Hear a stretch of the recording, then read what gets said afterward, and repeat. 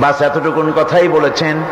আল্লাহ পাক বলছেন ইউনূসের ডাক তো কেউ শোনে নাই, পানির মধ্যে কেউ শোনে নাই, জমিনের কেউ শোনে নাই, মহাশূন্যের কেউ শোনে নাই, কিন্তু মাছের পেটের ভেতরে থেকে গভীর অতল দরিয়ার তলদেশ থেকে মাছের পেটের ভিতরে বসে আমার ইউনূস যে ডাক দিল, ওই ডাক আমি আরশের মালিক আমি শুনতে পেয়েছি, আর সঙ্গে সঙ্গে জবাব দিয়েছি। ফাস্তাজাবনা লাহু ওয়া নাজ্জাইনাহু মিনাল গাম্মি ওয়া কাযালিকা নুজিল মুমিনিন। ডাকের সাড়া দিলাম, বিপদ দিয়া বাঁচায় দিলাম।